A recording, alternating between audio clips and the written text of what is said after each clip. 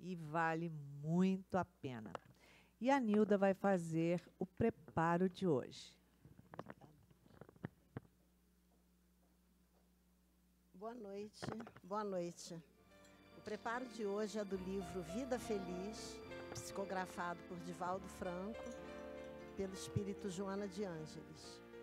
E o texto diz o seguinte: não percas a esperança. Haja o que houver, permanece confiando. Se tudo estiver contra e o insucesso te ameaçar com o desespero, ainda aí espera a divina ajuda. Somente nos acontece o que será de melhor para nós. A lei de Deus é lei de amor. E o amor tudo pode, tudo faz. Quando pensares que o socorro não te chegará em tempo, se continuares esperando, descobrirás alegre que ele te alcançou minutos antes do desastre. Quem se desespera já perdeu parte da luta que irá travar, avançando prejudicado. Tenhamos todos uma boa palestra.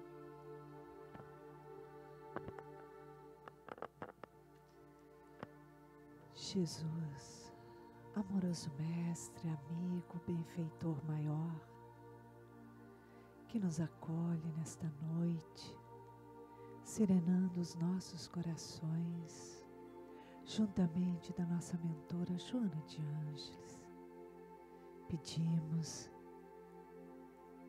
que nos traga a paz que buscamos e que envolva com o seu carinho e a sua inspiração o nosso amigo querido Milton Menezes, nos estudos que ele nos traz na noite de hoje.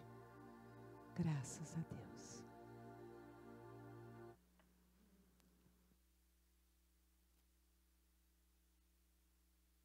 Gratidão dos filhos. Não foi isso? Você me pediu? Bom, boa noite a todos. Mais ou menos, né? O pessoal da frente até que... Boa noite. Melhorou. Então, boa noite a todos e a todas, né? É sempre uma alegria muito grande para mim estar aqui com vocês. Obrigado. Estar aqui mais uma vez com vocês nessa noite para a gente desenvolver um tema de estudo.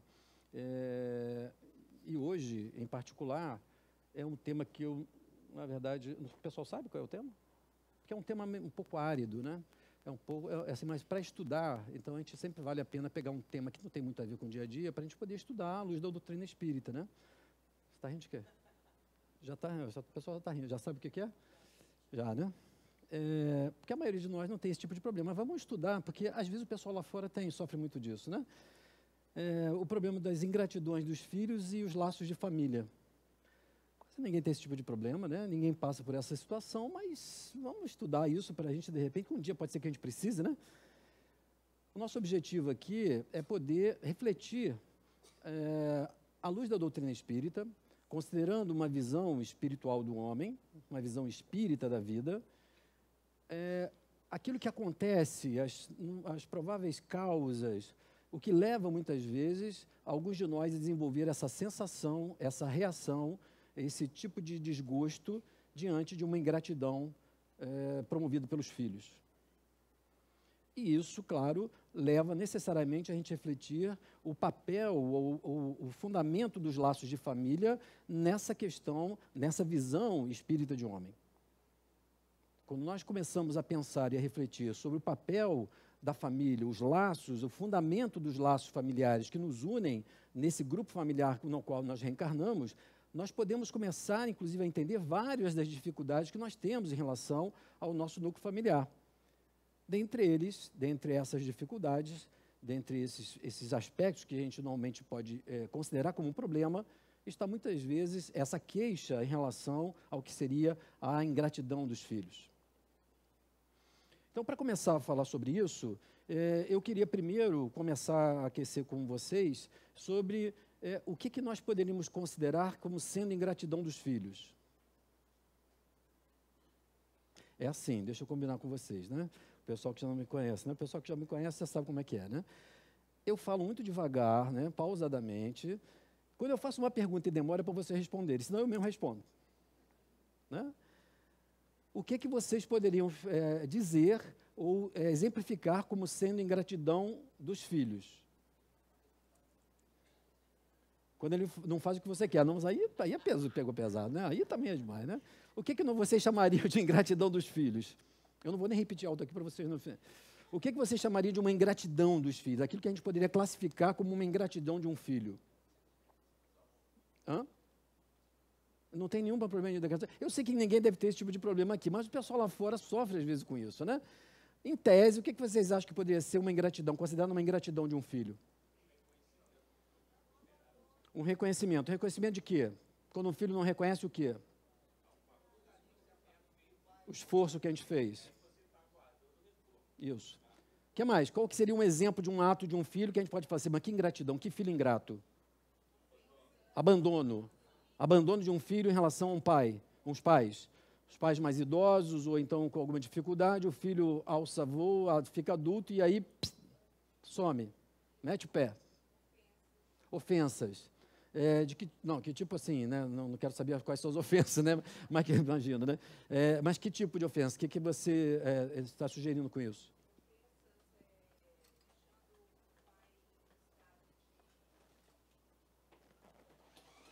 De ofensa séria. O que você chama de ofensa séria? Destratar e desmerecer os pais. Então, vejam, alguns exemplos, né? Abandono, destratar, né? Ofensas, maus tratos, né? Falta de respeito, né? Nós podemos, então, listar ofensas, falta de respeito, abandono. O que mais? Falta um, o que é? Maus tratos, né?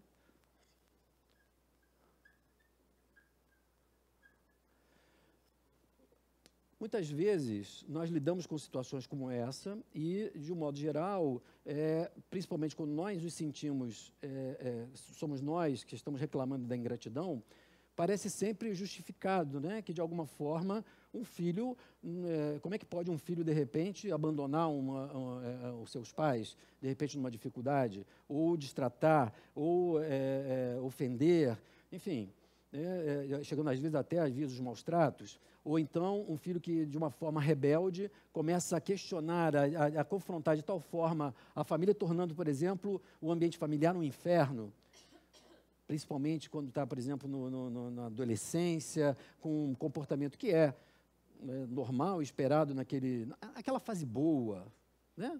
Aquela fase boa depois dos 13 anos, né? Onde a gente não sabe por que acordou, dormiu muito bem dando beijo na gente, acorda dando de mal com o mundo. Parece que durante a noite passeou pelo umbral e trouxe toda a galera junto, né?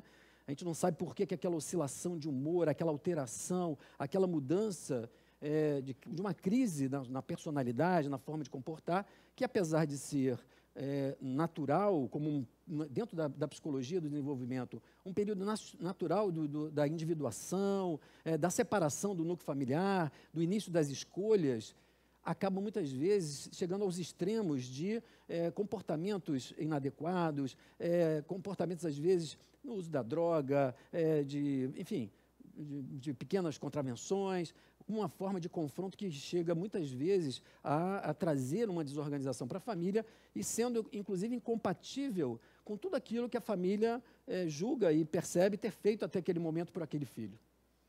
Né? De dedicação. Eu tive uma cliente alguns anos atrás que ela, desculpa, que ela acabou adotando uma filha adotada de bebê, mas ela tinha um sério problema cardíaco, tinha um problema na garganta severo, na arcada dentária, exigindo, então, várias cirurgias, vários tipos de cuidados médicos extremos para poder manter a vida. E quando essa menina chega aos 9 anos, começa, então, a apresentar um caráter altamente agressivo, agressivo mesmo, de agressão física, de comportamentos completamente fora dos padrões. Com 12 anos, tem uma primeira fuga de casa.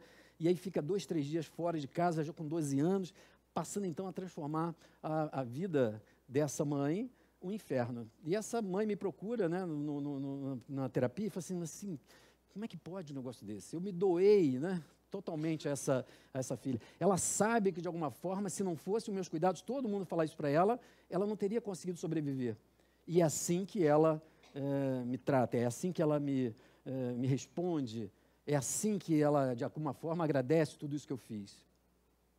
Então, são situações que, de uma certa forma, de um modo geral, a gente acaba meio que justificando, como nós pais, ou então um pai que reclama disso, acaba tendo um motivo para essa reclamação, né? Um fundamento para essa reação da ingratidão.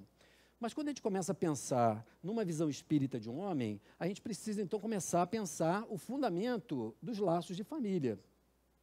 Qual é a finalidade da família? Tem sempre um adesivo que é bem antigo já, isso denuncia idade, tá, gente? Que chama família é uma grande ideia de Deus. Né? Você já deve ter visto essa frase. Família, uma grande ideia de Deus. Por quê? Porque quando a gente começa a pensar numa visão espírita de um homem, e principalmente considerando a lógica da reencarnação, a família, a reunião, num determinado momento da encarnação, de um grupo de espíritos que passa então a ter um laço consanguíneo decisivo e definitivo, parece nos levar a pensar no sentido que tem essa aproximação. Porque então aquele grupo de espíritos acaba sendo reunido e trazido ao convívio naquele momento da encarnação. Por que então aquele filho é trazido naquele ambiente de uma família ou de um casal que de repente já tem um relacionamento estável? E eu costumo dizer que todo espírito, todo filho, todo membro novo que entra numa família, ele muda totalmente a dinâmica da constelação familiar.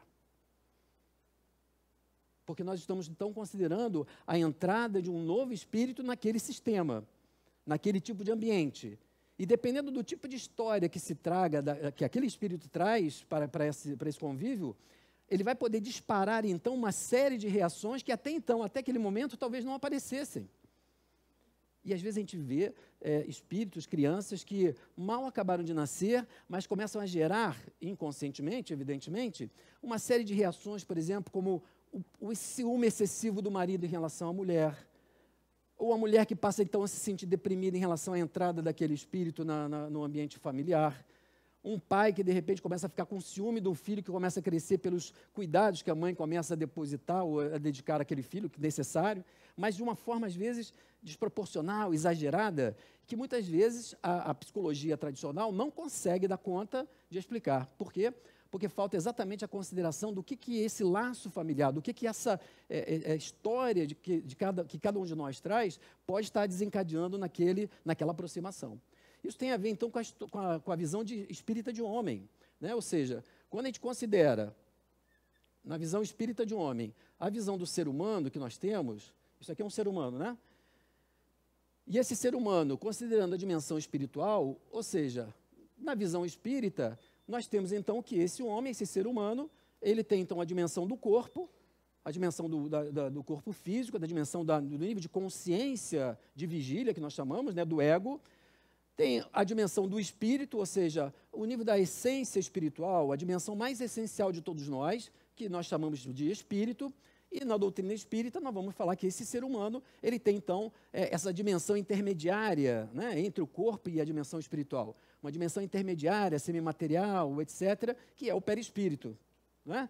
Ou seja, é o conceito de perispírito que vai ser fundamental para nós entendermos o quanto dessas reações e às vezes dessas incoerências que nós temos nas nossas relações de modo geral, mas em particular nas relações familiares. Porque quando a gente considera, então, essa visão de homem, e aí considerando a lógica da reencarnação, nós vamos entender que, muitas vezes, esse indivíduo que está hoje aqui na vida atual, ele acaba, então, trazendo de uma experiência qualquer de uma vida passada, digamos que isso aqui seja uma vida passada dele, onde ele, então, também, não é porque estava na vida passada que ele não tinha perispírito, né? Que ele não tinha a sua dimensão espiritual. Ele tinha lá, então, um corpo, a sua dimensão espiritual e o seu perispírito. E ele, então, vivencia coisas aqui em relação a isso, a esse tipo de vida, a acontecimentos que acontecem nesse meio em que ele vive, que vão tender a marcar a sua estrutura psíquica. Como é que ele funciona? Ele se acostuma a reagir de uma determinada forma porque vive uma determinada situação naquela existência. Na visão espírita de homem, esse homem então vai vivendo isso, e isso tudo está sendo processado nele como um todo. Não é porque a gente está falando de perispírito, as pessoas às vezes falam do perispírito como se fosse uma coisa descolada da nossa realidade física material.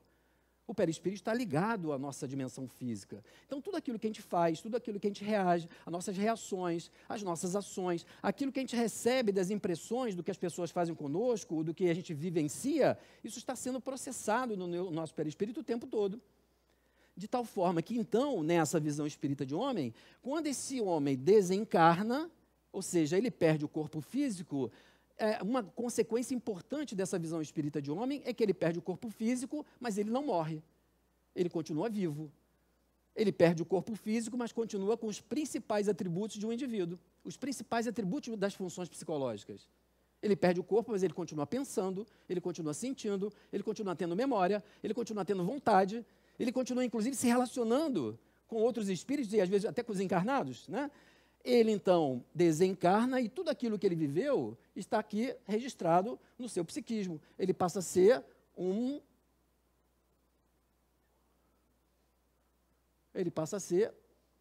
espírito, né? Às vezes malzinho, às vezes não tão malzinho, né?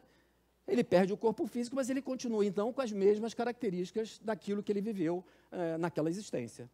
Até que, então, quando ele vai reencarnar, e ele, então, vai voltar para essa vida, nessa vida atual, lá no momento, quando o espermatozoide de papai vai se unir ao óvulo de mamãe, gerando, então, a primeira célula, aquele espírito vai se moldar ali, ele vai se ajustar aquele corpo, ele vai passar a presidir o desenvolvimento daquele corpo. E vai influenciar esse desenvolvimento a partir da bagagem que ele traz. Então, mesmo ali, naquele momento do período intrauterino, nós já temos um espírito ali presidindo esse processo da embriogênese, do desenvolvimento daquele corpo. Na verdade, nós começamos o processo da reencarnação antes disso. A reencarnação não começa na concepção. A reencarnação começa quando, então, esse espírito, ele começa, então, a se aproximar de mamãe e de papai. Quando ele, então, começa a se aproximar, essa estrutura psíquica começa, então, a se ajustar e a se adaptar para que, de fato, inclusive geneticamente, essa carga genética seja a necessária, aquela que é fundamental para as necessidades de desenvolvimento daquele espírito que reencarna.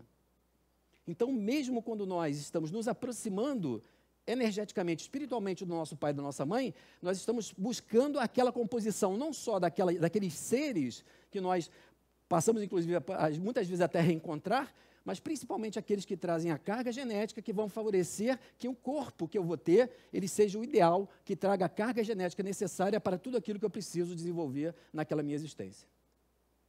Então, vejam, na hora que esse espírito vai reencarnar, e ele traz, então, aquelas suas experiências do passado, quando ele, então, começa a conviver, a interagir com essa família, que também tem lá as suas características do passado, porque, então, cada um de nós traz a nossa bagagem, imagina a confusão que se dá, né? É isso que acontece, por exemplo, num relacionamento amoroso. Não vamos falar de relacionamento amoroso, não. Muita confusão, né? Você imagina, então, na situação em que esse pai, vamos ainda colocar antes dele receber esse filho, esse pai, então, com toda aquela característica, ele começa, então, a se aproximar e a se reunir, se aproximar da sua esposa, da sua parceira, de alguém que ele, de alguma forma, vai estabelecer um elo que nós vamos chamar de elo familiar. Na medida, então, que ele se aproxima, como cada um de nós está trazendo aí a sua bagagem, as suas experiências, quando nós nos aproximamos e formamos esse elo, nós tendemos, então, a estimular algumas dessas reações que estão marcadas no nosso psiquismo. Daí, então, muitas vezes, as reações de animosidades ou de padrões que a gente desenvolve, como se o outro, então, despertasse e provocasse em nós uma reação vinda do nosso inconsciente, do nosso psiquismo de vida passada. quando nós nos reunimos nesse sentido e vamos formar uma família, na maioria das vezes, quando a gente começa, e principalmente parece que as coisas são bem feitas mesmo de propósito, né? Quando a gente começa a se aproximar, se envolver com uma pessoa que vai ser o nosso parceiro ou nossa parceira, parece que a gente tem uma amnésia, né? Vocês passaram já por isso? Tem muita gente lá fora. Aqui provavelmente não, que é uma casa de estudo, uma casa abençoada pelo Senhor, então não deve ter esse problema. Mas lá fora está cheio, né? A gente começa a se envolver com uma pessoa, começa a ter uma parceira e parece tudo perfeito, né? É tudo maravilhoso. A gente anda perfumado, a gente fala coisas boas, mostra-se sempre como um príncipe. Até que um dia vai virar sapo, né? Como um príncipe, então, a gente fala as coisas que querem ser, que o outro quer ouvir, né? A gente, naquela época, vai falar no celular, né? E vai falar assim, deixa a pessoa em casa e fica falando no celular. Agora pelo WhatsApp, né? Então manda, viu lá 2 pauzinhos, viu e visualizou, que beleza. Manda coraçãozinho, pulsando, um sozinho, né? Continua falando no carro, mesmo perigosamente, podendo provocar um acidente, mas estou falando com você e tal. Vai deitar, e aí manda o WhatsApp até 2 horas da manhã, e 3 horas da manhã. Não, agora eu vou mandar a última, boa noite. Manda você a última, não é isso? Né? Ou então está falando, passou um dia inteiro junto, aí depois fica lá mais 2, 3 horas, eu estou com sono, então desliga primeiro. Não, desliga você primeiro. Vamos desligar no 3, 1, 2, 3. Ah, não desligou, é porque eu queria que eu continuar vendo você. Sabe aquelas coisas, né? Até depois que, então, começa o relacionamento, começa, então, a casar, né? Porque essa ordem hoje mudou muito, né? Então, o que era antes namorar, noivar e casar, agora ficou ficar, namorar e já casar, mas, enfim, já mudou. Mas quando estabelece um tipo de relação mais estável, que se pretende ter a estrutura e o status de família, nós começamos não só pelo convívio, não só pela proximidade, porque às vezes os casais têm a proximidade já física, hoje isso é fato, e eu acho até em um nível saudável, né? O convívio que já percebe-se as diferenças, mas a partir do momento que há um tipo de elo mais forte em relação à família, muitas vezes com esse tempo começam a aparecer algumas facetas do nosso parceiro ou da nossa parceira. Aspectos que nós não percebíamos quando estávamos lá no namoro, em que tudo parecia muito bonito. E a gente começa a pensar assim, alguns de nós pensam assim, bom, me enganou. Eu fui enganado ou enganada, me tratava como uma princesa, né? Agora, né? Ou seja, porque nós começamos então no convívio a despertar reações que estão vindo do nosso passado e que a partir daquele momento, ou num determinado momento, começa então a marcar as nossas reações com aquele tipo de relacionamento.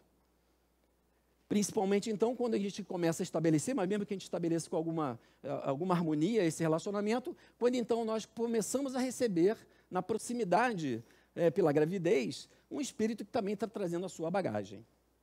Imagina, então, se aqui nós já temos dificuldade, quando a gente entra, então, com um outro espírito, que também trazendo as suas experiências do passado, começa a provocar em todos que estão envolvidos reações em relação a esse passado.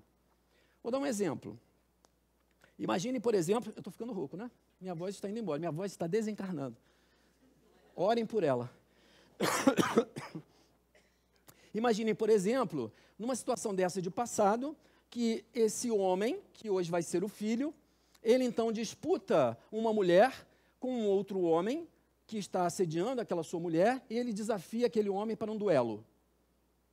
Ele, então, em nome da honra, porque ele está está disputando, alguém está assediando a mulher dele, enfim, ele desafia aquele homem para um duelo. E ele vai para esse duelo, mas ele morre. Ele toma um tiro e morre. Em nome daquela honra e daquele amor, ele, então, desencarna. E ele traz isso no seu psiquismo, que muitas vezes, então, em nome de um amor, ele acabou perdendo a vida. E esse homem, então, que hoje reencarna e tem esse esquecimento do passado, ou seja, tem uma linha que limita esse acesso espontâneo, mas como ele está ali consciente, quando ele está, então, na barriga da mãe, imaginem aqui ele na barriga da mãe, mas trazendo aquela história, ele começa, então, a perceber um homem que está se relacionando com a mãe dele. Alguém que, então, quando ele começa a ver, ele pode, por exemplo, reconhecer nesse homem aquele rival do passado. Por exemplo. Imagine, então, quando há esse tipo de situação, qual é o tipo de reação que esse pai vai ter em relação a esse filho? A resposta que eu normalmente dou para os meus alunos, depende, né? Depende. Dependendo da forma como esse indivíduo processou essa história até hoje, ele pode, inclusive, recebê-lo muito bem, esse filho. Mas, se essa história traz ainda um tipo de carga, um tipo de marca, quando eles reencarnam com essa proximidade, faz com que a gente olhe, às vezes, para aquele filho, e a gente fala assim, mas tem alguma coisa nesse moleque que não bate. Mas às vezes a gente nem fala, porque como isso parece ser muito ruim, né? A gente admitir que de repente tem alguma coisa que a gente sente contra um filho, a gente não fala, mas a gente tem aquela sensação. Às vezes teve um primeiro filho que foi todo amor. Chega o segundo, a gente tem uma certa antipatia, uma certa animosidade. Às vezes um sentimento de culpa.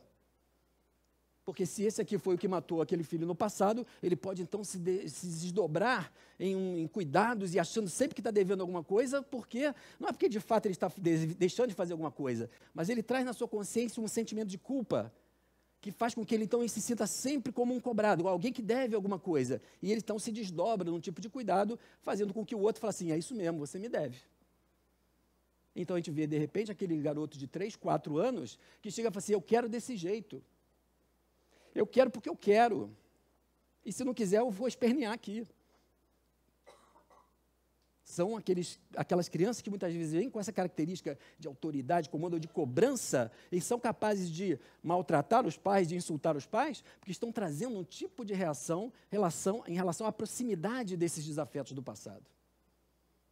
E a gente às vezes não sabe entender o que de repente pode justificar que um filho que foi tão bem cuidado, que ele tem esse tipo de reação.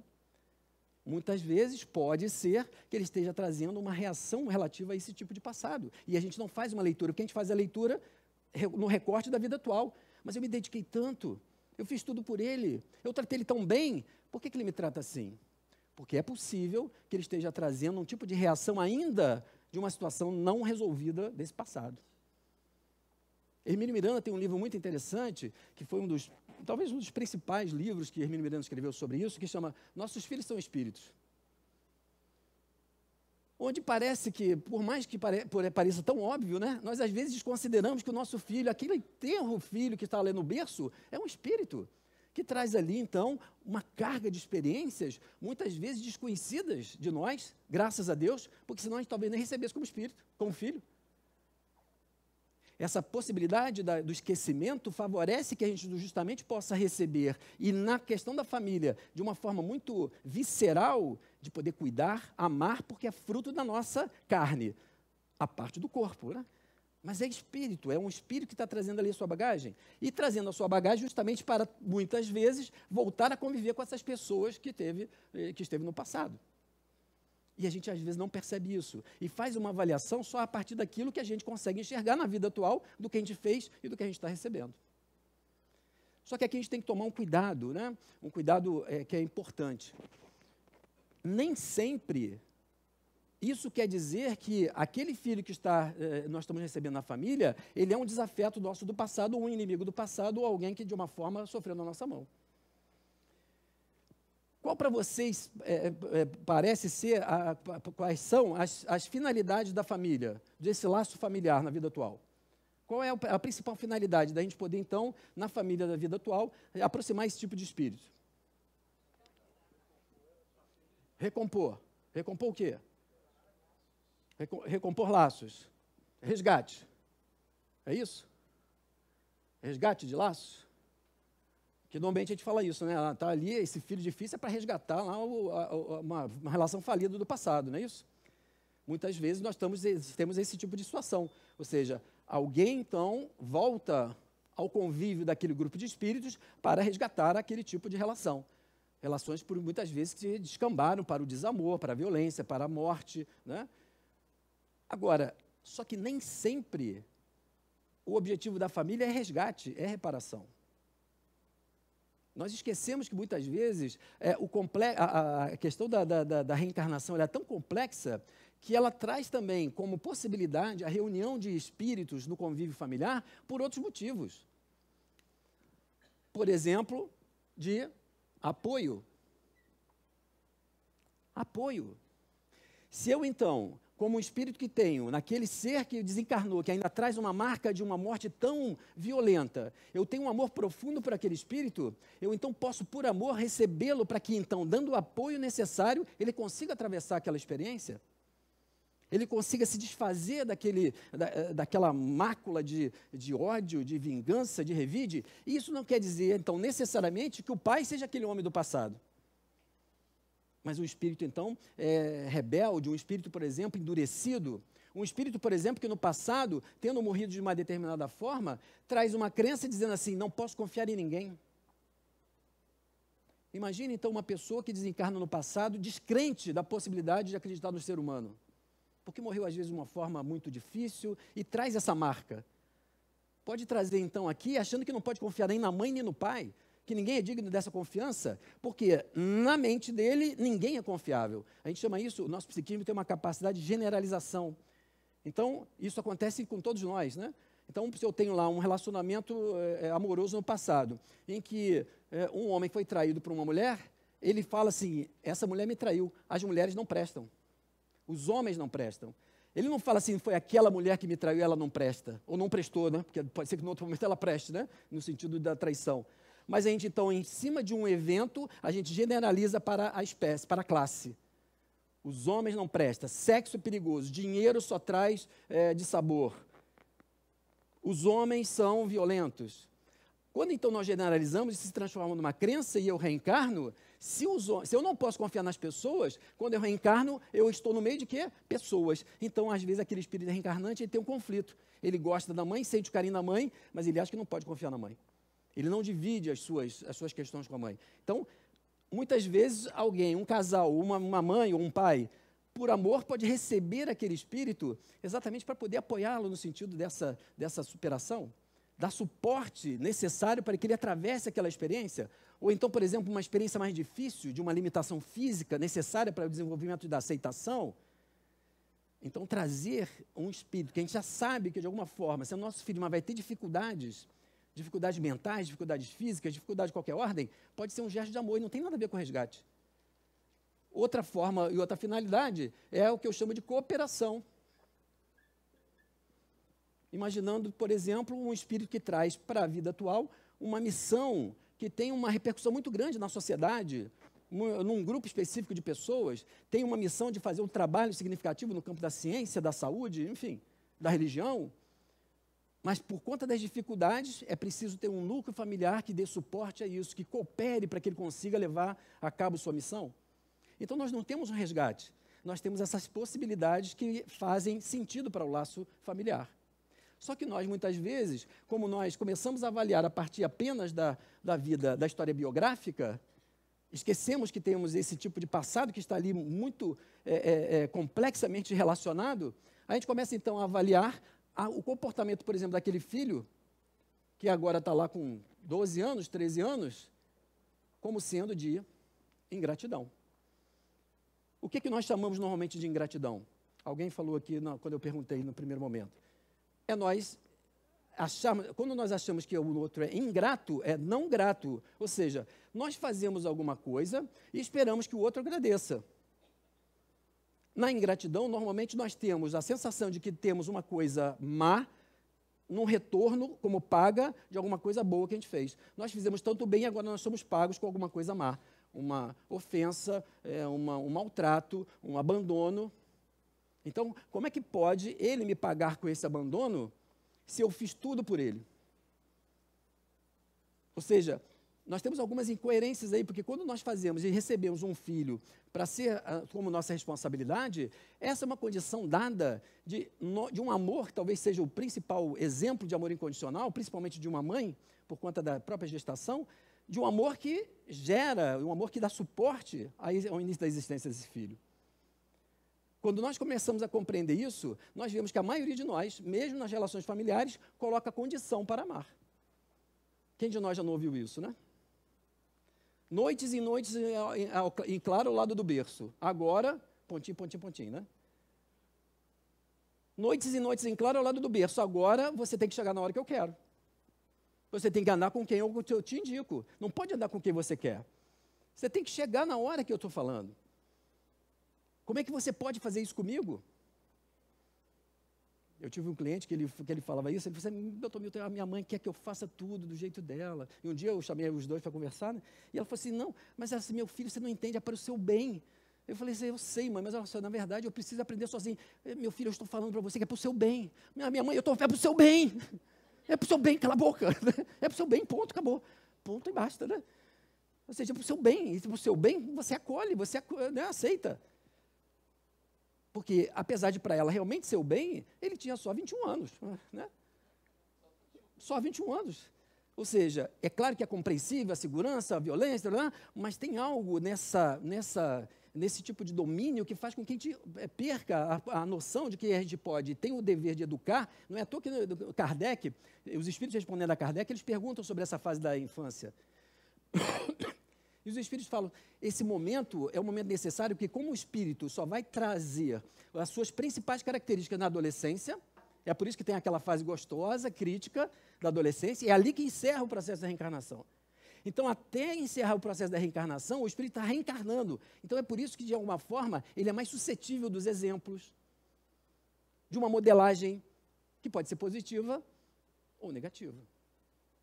Então, se a gente traz, de alguma forma, uma bagagem do ser que está reencarnando, de uma criança, mas que é um espírito, que tem, por exemplo, uma história de vidas passadas, de transgressão, por exemplo, no álcool ou no sexo, e aí a gente então está ali naquela festa do garoto com 3 anos, e aí o pai chega e fala assim, vem cá, toma aqui a cervejinha, dá só uma bicadinha, dá só na espuminha. E a gente acha que isso não tem problema nenhum. Mas podemos estar estimulando um tipo de prazer, um tipo de associação ao prazer, ali desde cedo, fazendo com que muito daquele padrão ele venha à tona. Mas a gente acha que aquilo não tem nenhum problema. O filho tem um desvio sexual qualquer, que vem do passado, ele pequeno, 6, 7 anos, passa uma mulher com um corpo escultural, e o pai não fala nada, porque ele é muito correto, mas ele fala assim, nossa, e o filho registra, isso é legal, isso é coisa de um homem, isso é, e pode então, por exemplo, a partir daí estar despertando. É claro que a nossa responsabilidade não é total, porque ele traz isso na bagagem, de alguma forma isso poderia ser estimulado, mas nós como pais passamos a ter uma responsabilidade na condução desse tipo de espírito que recebemos para o nosso convívio. Não somos perfeitos, não somos santos, mas somos convidados a uma observação mais cuidadosa daquele espírito que nós trazemos.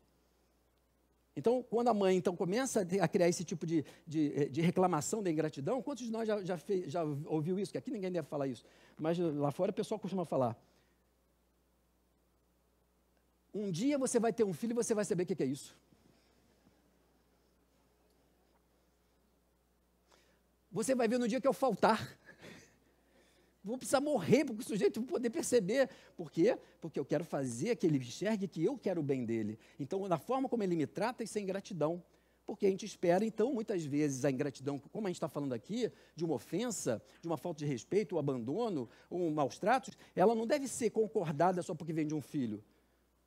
Porque, como nós estamos falando aqui, muitas vezes é um espírito que traz um tipo de caráter agressivo, rebelde, intolerante, que precisa exatamente da nossa mão firme, em termos de uma condução, de limites. Então, precisamos fazer isso em nome até desse papel que nós temos nesse espírito, com esse espírito dessa encarnação. Podemos esperar, então, que o espírito traz essa bagagem, ele vai ser amoroso, doce e compreensivo? Não, apesar de ser doloroso isso, apesar de muitas vezes nos contrariar a nossa expectativa, mas é aquilo que aquele espírito traz e que nós, de alguma forma, temos algum sentido de estar nesse meio. Por quê? Se quando então a gente reencarna, a gente se aproxima do pai e da mãe, que tem a ver não só fisicamente, mas com esse ambiente que nós precisamos, então eu quero dizer para vocês que nós nascemos no corpo certo, na família certa, na profissão certa e na casa espírita certa. Nos aproximamos daquilo que nós precisamos para aumentar o nosso desenvolvimento espiritual na atual encarnação. E para isso, precisamos enfrentar as dificuldades que ainda nos prendem aos estágios anteriores. Mas todo mundo fica querendo reencarnar para a vida de férias, né? Vida de playground, de recreio. Só que a sineta bate e fala assim, não quero continuar no recreio, né? Nós somos convidados a enfrentar as nossas responsabilidades, as nossas tendências. Então, muitas vezes, quando nós temos situações como essas, nós temos que colocar, às vezes, limite, temos que, às vezes, usar o amor exigente, que a psicologia fala. Em alguns casos, de ser capaz de, por amor, falar assim, mas então eu não vou te dar mais dinheiro, porque você está usando em drogas. Se você não chegar até meia-noite, você vai ficar do lado de fora. Por amor. Muito duro. Nem sempre isso é aplicável. Mas, em alguns casos, é isso que vai fazer uma quebra, onde o amor se coloca numa condição de exigir que haja realmente um tipo de retorno. Mas como saber? O grande problema que me parece mais grave é quando a gente, não tendo situações como essa, nós tratamos como ingratidão a contrariedade das nossas expectativas. Aí vem aquilo que você falou. Eu começo então a achar que a ingratidão é porque ele não faz aquilo que eu queria que ele fizesse. Mesmo achando que é para o bem dele, que é para o bem dela, e que isso vai ser o melhor para ele e para ela. Então, uma ingratidão. Como é que eu posso ter, então, cuidado de você essa vida toda, se você não vai fazer isso que eu espero de você? Então, a gente chama de ingratidão porque tem uma frustração na nossa expectativa em relação ao que nós gostaríamos de ter de retorno. Quando nós fazemos o bem, independente disso, mas principalmente no seio familiar para um filho, é um momento em que a gente ama, é um momento em que a gente doa pelo sentido de doar, sem necessariamente poder ter uma expectativa de retorno. É claro que essa expectativa ainda é compreensível na nossa imaturidade espiritual, na nossa imaturidade emocional, mas quando a gente considera que esse ser que está ali, que nós recebemos como um filho, como uma filha, ele também é o espírito que traz as suas dificuldades, muitas vezes esse filho ingrato é aquele que precisa exatamente de muito mais exemplos de gentileza, de generosidade, de educação, no sentido de como lidar com as pessoas, às vezes no sentido básico de agradecer, de pedir licença, coisas desse tipo, que muitas vezes, porque nós podemos estar recebendo aqui espíritos endurecidos no seu egoísmo do passado, da sua prepotência de achar que tudo tem que ser do seu jeito, e nós podemos então nos desenvolver amorosamente por um filho inseguro, que não sabe o que fazer, e a gente então protege, incentiva e tal, mas temos então uma dificuldade com um filho que às vezes é mais provocador, que é mais questionador, que nos contraria, está nos exigindo não só a firmeza, mas também a tolerância de perceber que nós temos ali um espírito endurecido, às vezes no seu egoísmo, na sua prepotência, no seu orgulho. Então fazemos porque sabemos do nosso papel, nossa responsabilidade como educadores de dar exemplos. Não somos responsáveis pelo que ele vai fazer da vida dele, mas temos um papel fundamental na possibilidade de inspirar, de poder modificar esse tipo de conduta. É muito comum também, né, pais e mães que chegam na adolescência e falam assim, nossa, olha só o que meu filho se transformou.